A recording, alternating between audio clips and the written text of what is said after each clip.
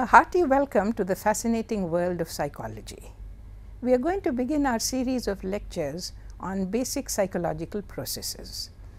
Now, before I actually begin, I would like to pose a question to you.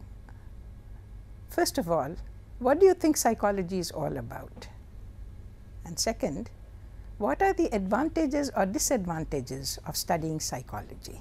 Okay, so one of you can begin. Yes, sir. Psychology, in the layman perspective, is the study of human mind and the study of inner thought process of individual. Okay. And how he makes his thought process while understanding the social world around him. Very good. And the most advantages is in the modern world, human beings are suffering mostly in psychological disadvantages like psychological trauma, and they are suffering from lot of psychological pressures from inside individuals, family, and from outside and from the world around him. Okay. And it is the psychologist who can give a utmost and apt solution to eradicate such a psychological trauma of individuals. And it is the psychologist who knows how to scientifically how to make the individual recover from psychological trauma. Okay, thank you. Puneet, what about you? I think that psychology is to find out how people really think, how they interact with other people, how do they communicate, and how people understand what's happening around them. Okay. So it's like if we study science, we are only studying how objects behave or the material world behaves, but we should also try to find out how people think and how people interact among themselves. So there must be some laws or some sort of general guidelines how they work. So I feel that psychology helps us understand that. Okay, very good. Deepak? So I think it is all about judging a personal, individual thought, how he is reacting when suppose an incident is happened. So how that person is looking into it and how his thought giving him an idea about it. So if we can judge those kind of thing, then we can get an idea about how this person behaves usually. Okay. What about advantage or disadvantage? It's all right. If you think there is no disadvantage, that's wonderful. Yeah. Okay. Most of you probably have a good idea of what psychology is all about. But earlier, when people were not familiar with this subject, there was a mysterious air around it. This led to several misconceptions about psychology, such as psychology is the same as philosophy but less abstract. Psychologists can read another person's mind. Psychologists deal mainly with people who suffer from psychological illness, or studying psychology seriously can make a person abnormal. Psychologists, in fact, were often referred to as shrinks, that is, head shrinkers, based on the myth that psychologists treated the mentally ill by shrinking their heads. Fortunately, as psychology progressed, many of these erroneous ideas about this subject disappeared. In academics, courses in psychology are usually very popular. The practical value or applicability of studying this subject is well known. Psychologists can and do contribute in a very big way to better intrapersonal and interpersonal understanding. But the question remains, exactly what do psychologists study? If we look at the derivation of the word psychology, we find that it is made up of the words psyche, which refers to the mind, and logos, which means study or discourse. A common definition with which there is general agreement among psychologists is the following, given by Zimbardo and Gehrig. Psychology is the scientific study of the behavior of individuals and their mental processes. If you look at the italicized terms in this definition, this is what we get. Psychology involves the study of mental processes, that is, processes related to the mind, and also behavior. The focus in psychology is on individuals and not on groups such as society. The approach is scientific. This means that the methods adopted to study behavior and mental processes are empirical in nature. Further, this means that the way of gathering or obtaining information about behavior and mental processes is A. systematic, B. objective, and C. verifiable. The aim of psychology, as in the case of other sciences, is to describe, explain, and predict behavior and mental processes. The growth of psychology as an area of inquiry has been strongly influenced by Western thinking, often referred to as Euro-American thinking. However, what is now called psychology was studied also in other cultures, although there may not have been a separate discipline with that title.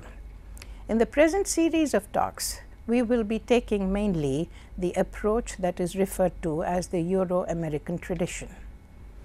Psychology as a whole deals with behavior and mental processes, but these processes are examined in diverse fields.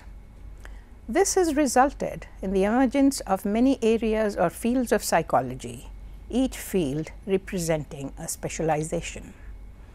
The various areas or fields of psychology can be classified broadly into number 1, basic or theoretical areas, and number 2, applied areas. Basic or theoretical areas aim at building theories that explain various phenomena. Applied areas, on the other hand, show how information about different phenomena or processes can be applied to life. Fundamentally, the contents of all of the areas of psychology are applicable, and therefore, this distinction between theoretical and applied areas is mainly an academic one. Let us now take a look at the major basic or theoretical areas and also the applied areas. The basic or theoretical areas include cognitive psychology, social psychology, personality, developmental psychology, physiological psychology or neuropsychology, and comparative psychology or animal behavior. The applied areas include clinical and counseling psychology, organizational behavior or industrial psychology, educational psychology or school psychology, community psychology, human engineering, psychometry, health psychology, environmental psychology, consumer behavior, sports psychology, and military psychology.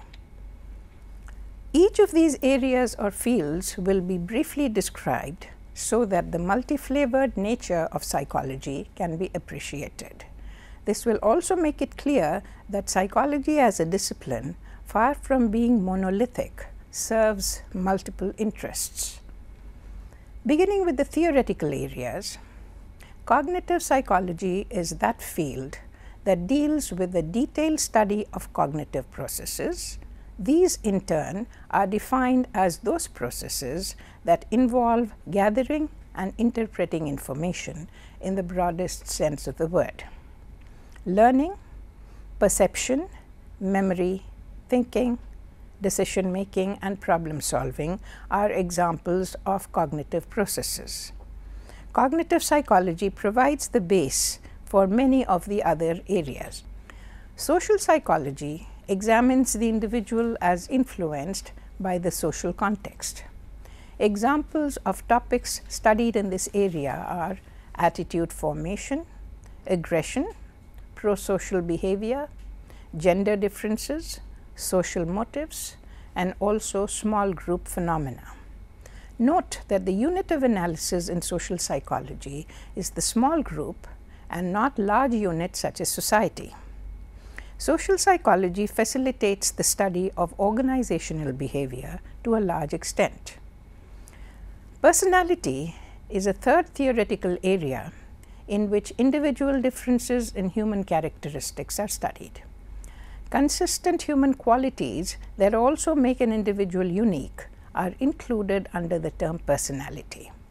This area includes numerous theories with diverse perspectives and also deals with the assessment of personality. Personality as an area provides the base for the understanding of mental health and illness and for clinical and counseling psychology. It also finds a prominent place in new specializations such as positive psychology. Developmental psychology investigates how various psychological processes grow and change with age from birth to death, often referred to also as the lifespan approach. The psychological processes involved in social, cognitive, moral, language, and intellectual development and other aspects of development are of interest to specialists of developmental psychology. Physiological psychology or neuropsychology. In this field, interest lies in understanding the physiological and neurophysiological processes underlying psychological processes. Some examples of the topics studied in this area are neural transmission in learning and perception, specific brain processes during emotional experiences, the effects of brain damage on psychological processes, and the like. Comparative psychology or animal behavior. This area compares different species such as various animal species as well as animals and human beings with respect to processes such as learning, communication, sociobiological aspects of behavior such as aggression and altruism, and the like.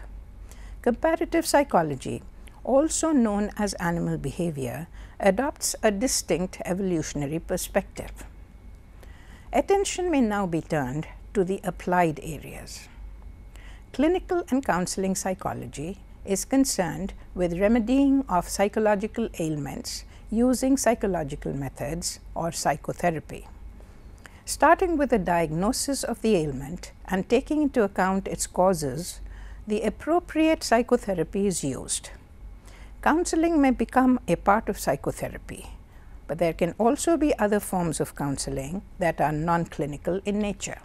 Organizational behavior or industrial psychology. As the name suggests, this area deals with psychological processes and behavior pertaining to organizations and large groups. A wide range of topics are studied, such as job satisfaction and work motivation, leadership, group dynamics, personnel selection, organizational culture, and so on. This field uses many theories and concepts from social psychology, personality, and psychometry. Educational psychology applies the psychological principles of learning and teaching to academic settings.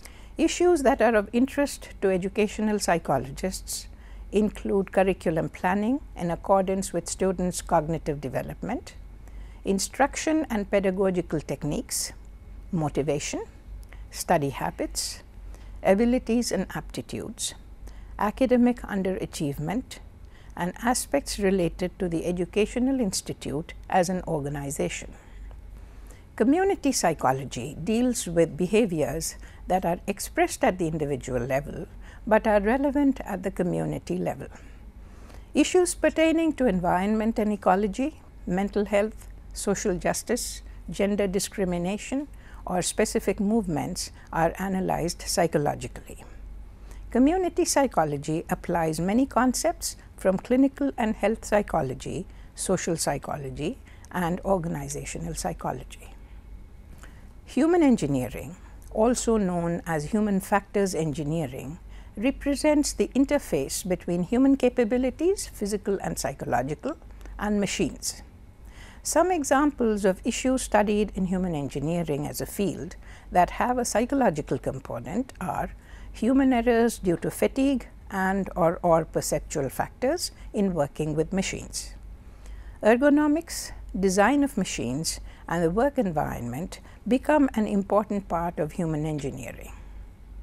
Psychometry or psychometrics literally means psychological measurement, and this field deals with the measurement of psychological entities. Psychometry entails psychological assessment based on scales, questionnaires, and other standardized tests. Psychological tests based on psychometric theory are now an indispensable part of the quantitative approach in psychology. Psychometry can be considered both a theoretical and an applied area. Health psychology.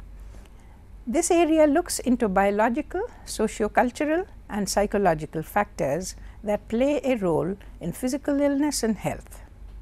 This field has emerged rather recently and is also known as medical psychology or behavioral medicine. Health psychologists mostly work along with medical professionals. The impact of this area is felt particularly in the case of those suffering from diseases such as AIDS, cancer, and cardiovascular disorders. Environmental psychology. As an applied area, this field addresses the relationship between human beings and the environment and how they mutually influence each other. A distinction is made between natural and man-made environments. The effects of noise, pollution, crowding, personal space and territory, and privacy invasion on the individual, and wayfinding in a complex environment are some of the topics that are studied in this field. Consumer behavior. This field studies how consumers make decisions regarding the purchase of particular products, being simultaneously in the role of a buyer, payer, and user. Research in this area shows that although buying behavior may appear to be mainly an economic activity, specific product factors and environmental variables influence the buyer's behavior through psychological processes.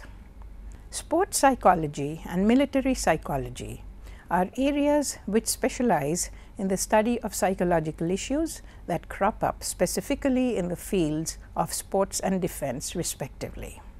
Some of the topics studied in these two areas, such as motivation and morale, are also found in other areas already mentioned.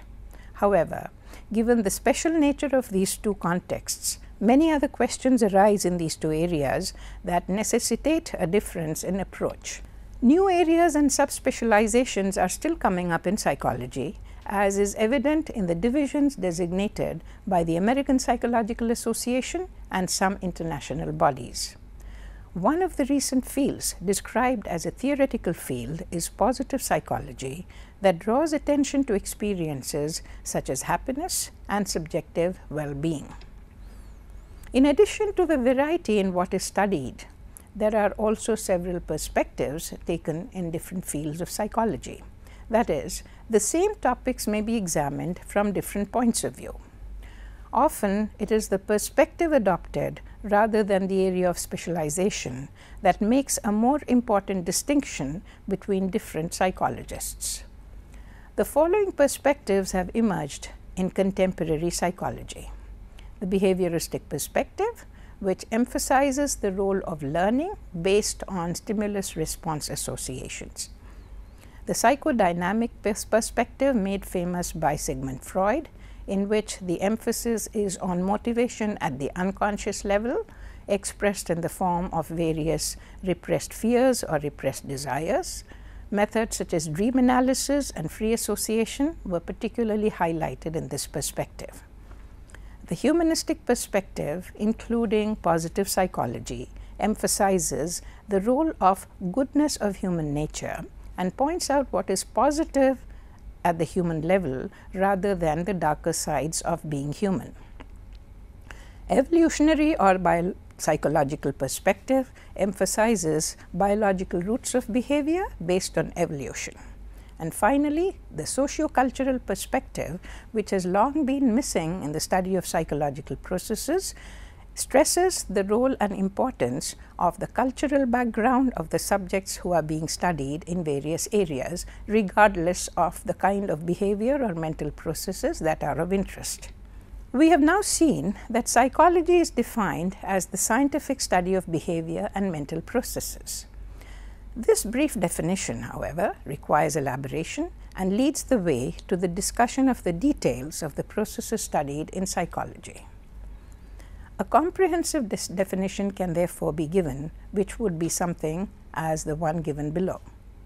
Psychology is the scientific study of human, cognitive, affective, and behavioral processes and individual differences. Once again, please pay attention to the highlighted terms in this definition.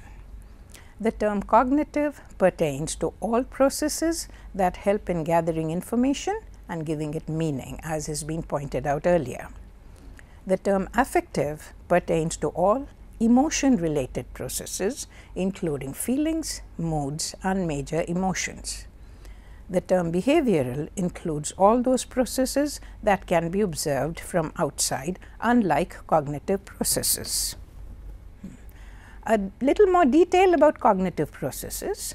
This set of processes includes the ones that go by the name of perception, learning, memory, thinking, including concept formation, problem solving, decision making, etc., and states of consciousness.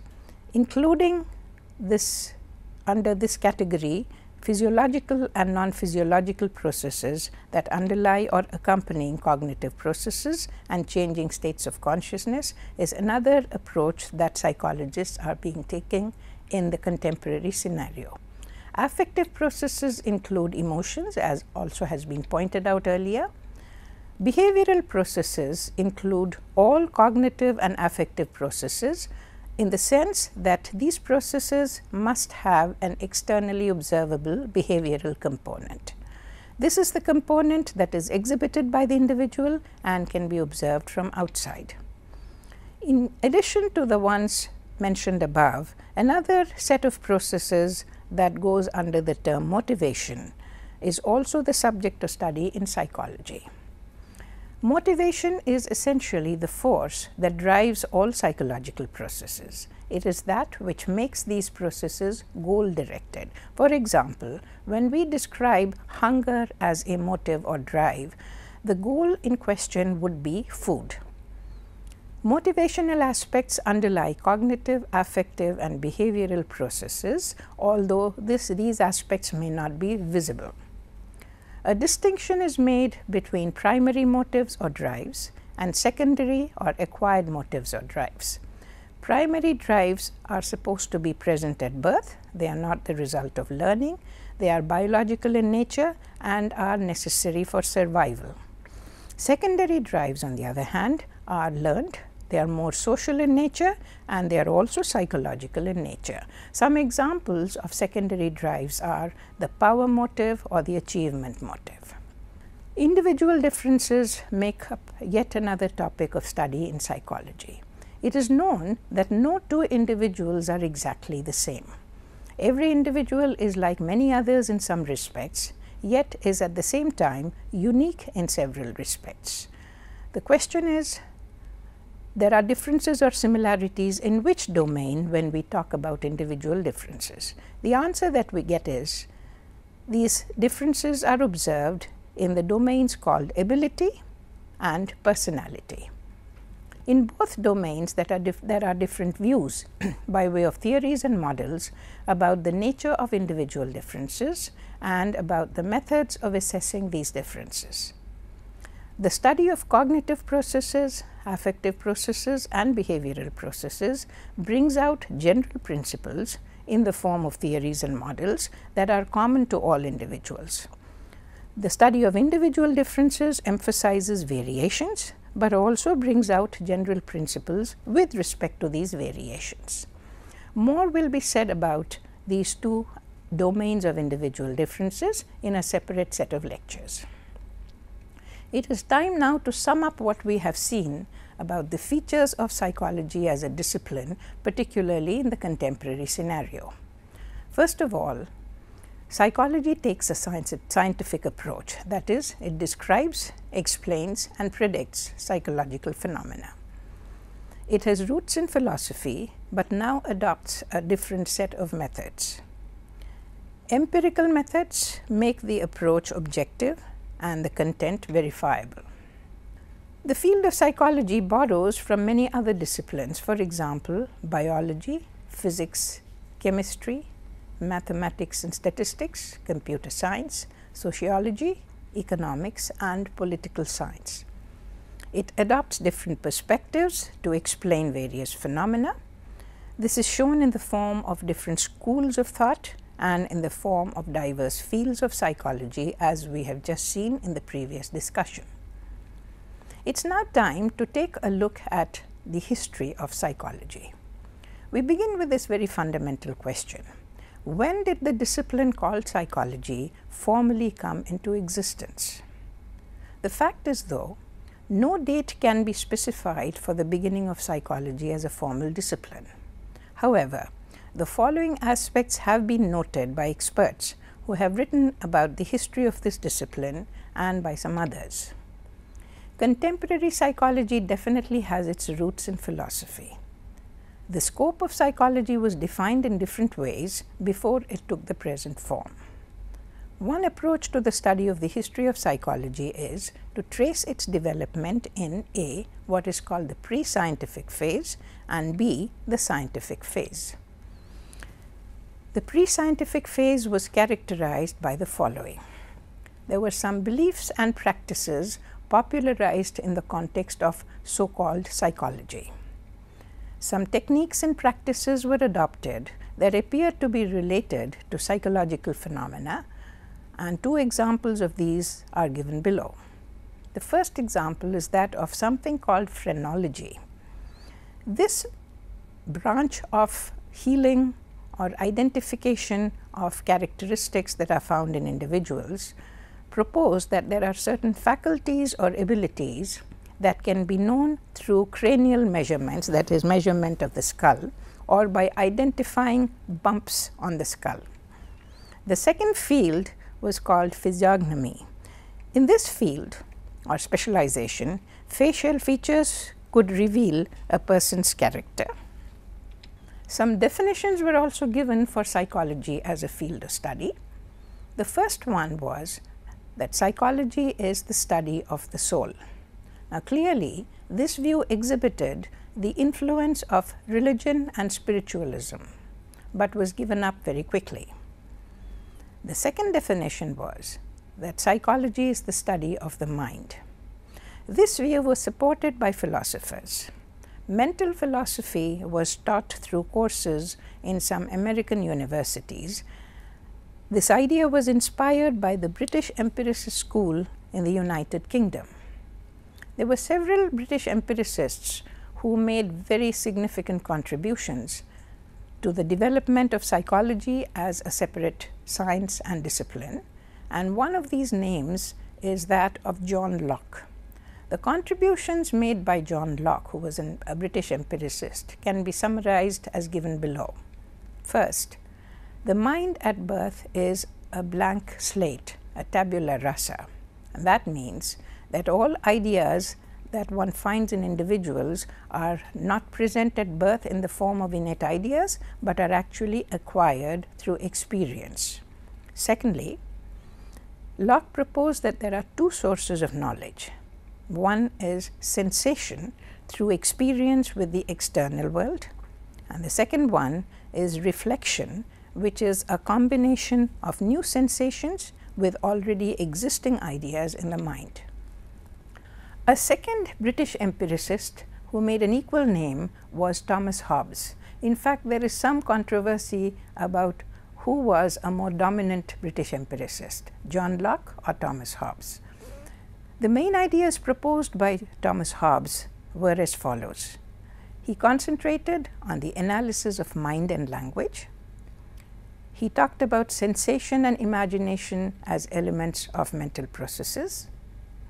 He emphasized that reasoning is not an innate process, but is acquired. And he put an emphasis on scientific explanation of events, looking at the cause-effect relationships that can be inferred through reasoning. One notices that the kind of ideas proposed by both John Locke and Thomas Hobbes had implications not just for philosophy or psychology, but also for scientific understanding in general. It also has to be pointed out that many of these ideas were in fact proposed long before the British empiricist school came on the scene. For instance, many Greek philosophers and physicians had proposed theories regarding processes and phenomena relevant to psychology. The noted names are Hippocrates, who was known to be a great physician; Galen, whose theory of humors is still acknowledged but not accepted; Socrates, the famous Greek philosopher; Plato and Aristotle, who were also famous Greek philosophers who contributed to more than just philosophy. In fact, for instance, Aristotle gave some very important ideas that are recognized in psychology even today. His idea of the laws of association still hold good in the area of memory. Some Islamic philosophers and experts from some other parts of the world, such as Eastern philosophers, also influenced thinking in this field. It would be an error not to mention René Descartes, the French philosopher, in this context. René Descartes is also described as a rationalist who proposed ideas that paved the way for empiricism in the study of psychological processes. Now, comment on what is empiricism. In general, in psychology, when the word empiricism is used, the idea is to point out the importance of studying phenomena, particularly those that are not observable from outside, in a way that they can be concretized and they can be made a little more objective, so that inferences based on observation can lead to a good understanding not just of the description of the phenomena, but also the cause-effect relationships associated with them.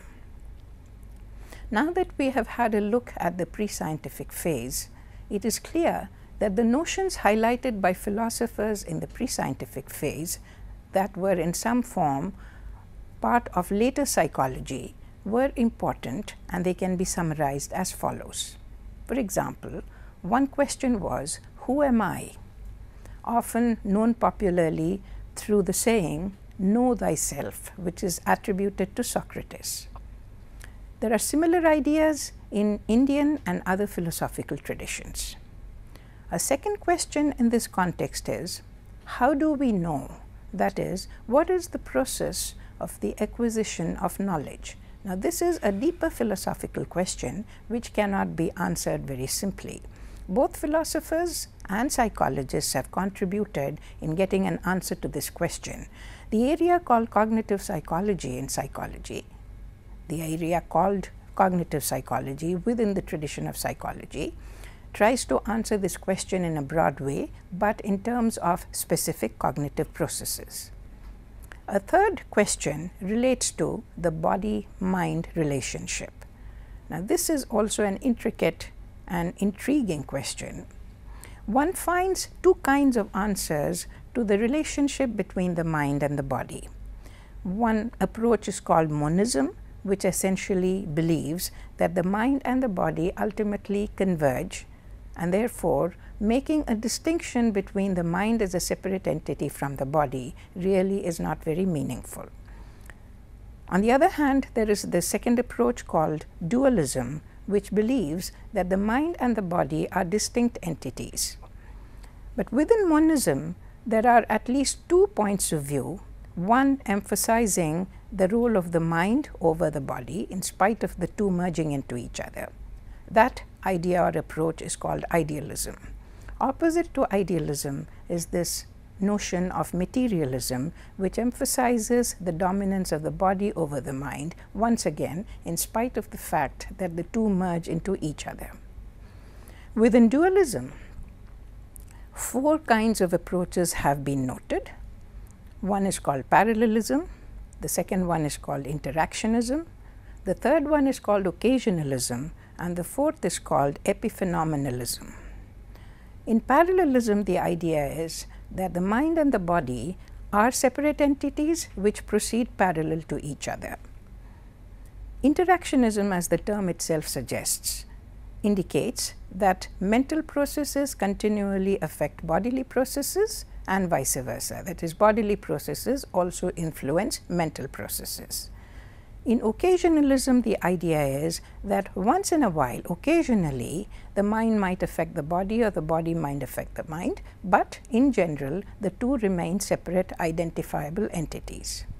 In epiphenomenalism also, the idea is that the mind is in fact an epiphenomenon, a kind of subsidiary to the body, and yet the two retain their separate identities. In addition to these questions, phenomena related to the mind are governed by natural laws, just as is the case with any other natural event. So, for instance, when a physicist studies the law of gravitation, the idea is that gravitation would be influenced or affected by natural parameters. So, a person studying this kind of phenomenon would be looking at those natural factors or natural variables that would influence a process called gravity or gravitational force. Likewise, it was believed that mental processes are also influenced by natural factors, and therefore, these natural events should be studied using essentially the same approaches that are found in the physical sciences. And finally, there is the understanding that the mind in fact can be studied using empirical methods and reasoning. Now, this point has to be clarified. In fact, we will be doing this throughout this series of lectures. This needs clarification primarily because there is the assumption that the mind is an abstract entity. So, how can anyone end up studying it using empirical methods? The answer to this question is that the mind, through its functioning, definitely gets expressed in some observable form, and it is these observable forms that become part of the study of not just psychology, but some of these other disciplines as well. We move on now to the scientific phase. The major event that marked the beginning of the scientific phase in psychology is described as the establishment of the first laboratory of psychology at a place called Leipzig in Germany in 1879. This should not be taken to mean, however, that no work was taking place in psychology before 1879. In fact, there were a group of very active people primarily working on perceptual processes, and some of them in fact were associated with Wilhelm Wundt, who was given the credit for establishing the first laboratory. However, this date that is given indicates that there was a formal declaration of the establishment of the first psychology lab at Leipzig. There were major schools of thought that came into existence in the scientific phase, but in a sense, it was the work and the initiative taken by Wilhelm Wundt that has to be acknowledged. He was definitely the pioneer in this context. The major schools of thought that emerged proposed ideas regarding key processes studied in psychology.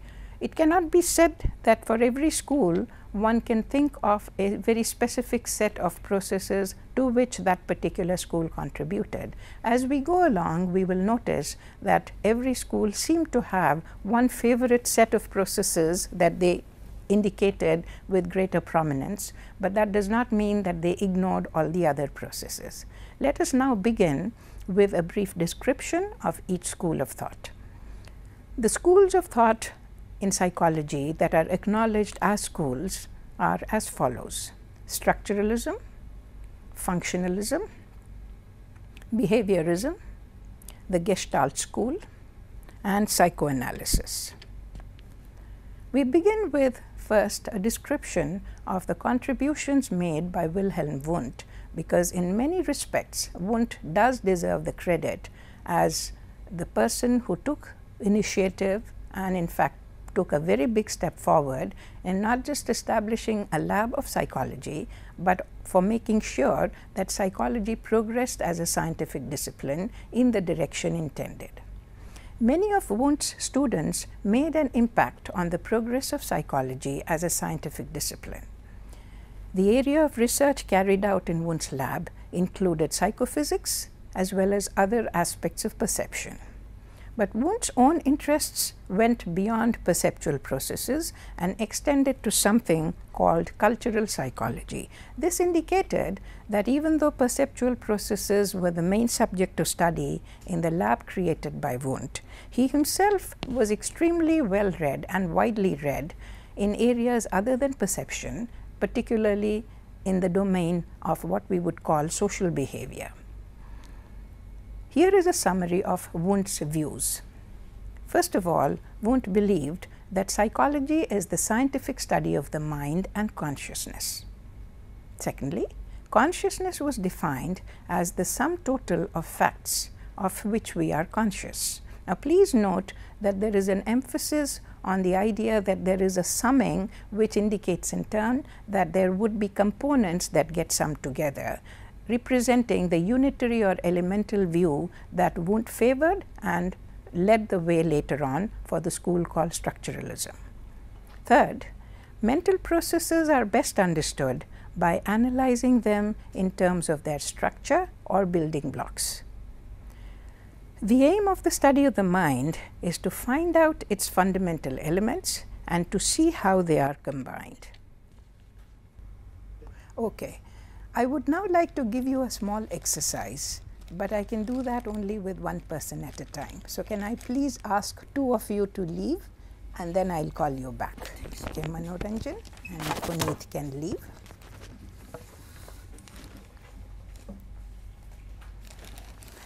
Okay, Deepak, here is an object. I would simply like you to take a look at it and tell me your experience, anything that is going on in your mind when you are looking at this object. Just speak out whatever is happening in your mind. I'm just observing that those three colors which are already present in our national flags. Very good. And here some sort of Can turn it around. art kind of thing here, and which is very beautiful also, and other things. These two, as far as I can see see only about these three colors and some fine art done here. Okay, very good. Thank you very much. Okay. Now I would like to call in the second person. Okay, Puneet, I'm keeping this object in front of you. It's a simple object. I would just like you to observe it and tell me whatever is happening in your mind, what thoughts you are going through when you look at this object. I find that there are beads on the object, so it reminds me of somebody doing craft or embroidery or some sort of stitching onto some wood thing. And you can also turn it around. Yeah. Yes, okay. So this of course reminds us of the flag, Indian flag. Right. And looking at the ribbons, I can imagine the Republic Day parade where the school children they do some fancy things. Something written over here. Okay. Any other experience that you go through? There's some small shells. So somebody must have thought very deeply into making something like this. Okay, thank you. Now, here is a very simple object that I would like you to observe. Yes, ma'am. Please look at it and tell me whatever thoughts are going through your mind, whatever experiences, whatever ideas are coming to your mind when you observe this object. The object having three sides, and the one side towards me having coated with some flowers, and that flowers having depicted with small snails, and the background of the object is green in color. Okay. You can also turn it around if you wish. Yes, and another side of this object having three colors, one red, one white, and one green colors. It is a tricolor, and it is simply it have been not depicted with any pictures or anything. It is simple. Any other experience that you are going through? Yes, this is the I can say this is the background of our national flag, but it is not having that Ashok Chakra in it. Okay, thank you. Okay. Now, what one notices here is that even though the object is the same for all three of you, the responses that I got were not identical. Some of you experienced a different feeling when you saw the same object. So, for example, one of you said, "It is beautiful." The color was not described, but something about the three colors reminding you of the national flag was mentioned. Two of you, in fact, mentioned the national flag, but one of you said it looks beautiful. The other two did not say anything about this object looking beautiful. Now, this is the kind of difference that a person who belongs to the school of structuralism would be looking at. The procedure that we have just followed as a small demonstration is very close to the method called introspection that the school of psychology called structuralism favored a lot. In every conscious experience, according to Wundt, two components have to be necessarily considered. First, the content of the experience as conveyed by the object or event, and second, the observer's interpretation of the experience, referred to by Wundt as apprehension. In the small demonstration that we had just a while ago, we had some evidence that the two may be different when individuals describe their own personal experience. So, when the same object was shown to the students, one noticed that the description given was essentially the same in terms of the physical qualities, but the reaction of the individual or the responses of the individual to the same object did differ, with some individuals emphasizing certain aspects more than others. Three components of an experience were highlighted by Wundt: sensations, feelings, and associations. Sensations, very simply, are the kind of information that one gets from the external world with reference to objects in terms of color or intensity of experience and so on. Feelings refer to the emotional quality of the experience, and associations are ideas that get connected to other ideas that are already existing in the mind of the individual. Wundt favored the experimental method combined with introspection, a highly debated and controversial method, but he used the term experimental self-observation to lay off any criticism against the idea of introspection per se. Wundt's research primarily contributed to the area of perception, but as has already been pointed out, his interests went beyond perceptual processes. The ideas proposed by Wundt very clearly led the way to the school called structuralism. When Wundt had established his lab, he had visitors from several parts of the world, including the United States. So there were stalwarts such as Stanley Hall and a few others who went and visited Wundt's lab, took ideas about what to do about creating a lab or starting a lab in the United States, and carried those ideas back. But there was one person called Edward Titchener who enrolled himself at Leipzig, and he worked with Wilhelm Wundt. He was very strongly influenced by his mentor Wundt. It was Titchener who carried back the ideas of what he later called structuralism and made sure that the school developed in a particular direction. To summarize Titchener's views, first, he agreed with Wundt that psychology is a scientific study of the mind and consciousness. Secondly, he made a distinction between these two ideas, namely the mind and consciousness. He described mind as being constituted of the totality of mental processes, and he described consciousness as the totality of mental processes at a given point in time. We may extend this idea and say that the concept of mind is a much more general idea, whereas consciousness is a time-bound or a specific idea, referring to mental processes taking place at a particular time. Further, Titchener supported the adoption of the experimental approach as well as introspection, what Wundt had called experimental self-observation, There are commentators who say, however, that Titchener's form of introspection was in fact a shade more subjective than the kind of introspection that was used and propounded by Wundt. Titchener distinguished between two kinds of experiments, one that he called quantitative experiments and the other that he referred to as qualitative experiments. Fifth, Titchener made a distinction between different elements of consciousness.